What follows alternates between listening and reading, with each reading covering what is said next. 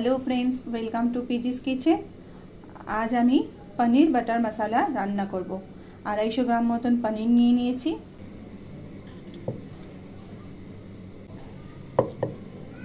ঠিক আছে, একটু গরম জলে পনিরটাকে ভিজিয়ে রাখবো কিছুক্ষণ।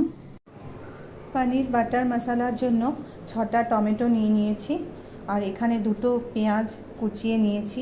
টমেটোটাকেও কেটে নেব। কয়েকটা কাজু নিয়ে নিয়েছি, 3 কোয়া রসুন আর হাফ ইঞ্চ মতন আদা। আর এদিকে মশলার মধ্যে নিয়েছি একটা তেজপাতা, ধনে গুঁড়ো, নামমাত্র হলুদ, নুন, লবঙ্গ আর একটু কাশ্মীরি মির্চ, আর খানিকটা বাটার নিয়ে নিয়েছি, 2 টেবিল চামচ মতন দই। কড়াইতে অল্প রিফাইন অয়েল দিয়ে দিয়েছি, তেলটা গরম হয়ে গেছে। এবার এই তেলের মধ্যে খানিকটা বাটার দিয়ে দেবো, এলাচ, লবঙ্গ আর তেজপাতাটা ফোড়ন দিয়ে দিলাম। পেঁয়াজের টুকরোগুলো দিয়ে দিচ্ছি, রসুনগুলো দিয়ে দিলাম, আদাগুলো দিয়ে দিলাম। এবার কাজুগুলো দিয়ে দিচ্ছি। পেঁয়াজটা ভাজা হয়ে গেছে, রাফলি কেটে রাখা টমেটোগুলো দিয়ে দিলাম। টমেটোটা নরম হওয়ার জন্য একটু জল দিয়ে দিচ্ছি। হাফ চামচ মতন কাশ্মীরি মির্চ দিয়ে দিলাম।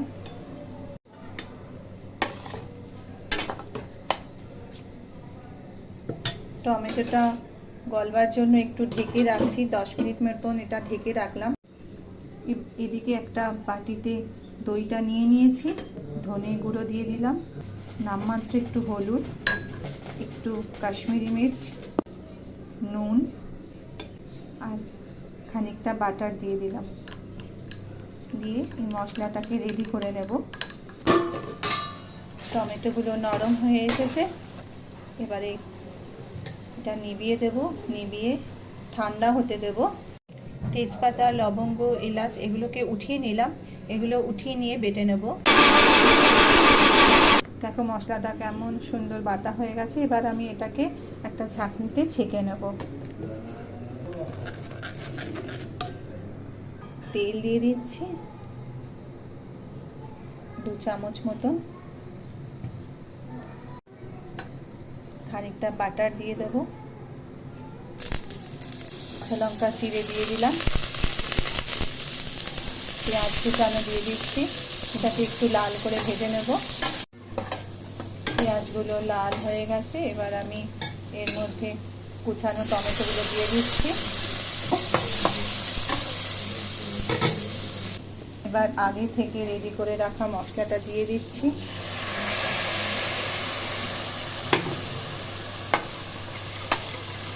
এটা কিছুক্ষণ হতে দেব।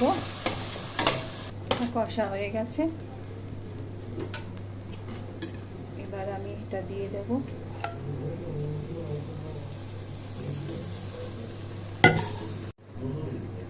পনিরের টুকরোগুলো দিয়ে দিচ্ছি।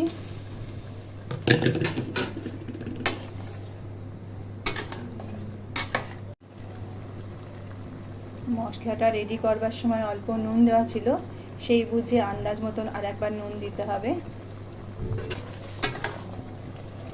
পনির বাটার মশলা একটু সুইট গ্রেভি হয়, তো সেই আন্দাজ মতন চিনিটা দিয়ে দিতে হবে।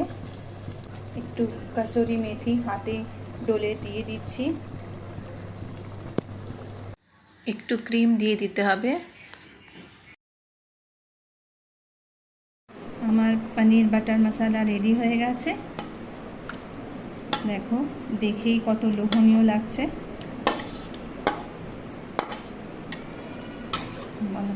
রুটি, পরোটা, পোলাও, ফ্রাইড রাইস সবের সাথে কিন্তু এই পনির বাটার মশলাটা দারুণ লাগে।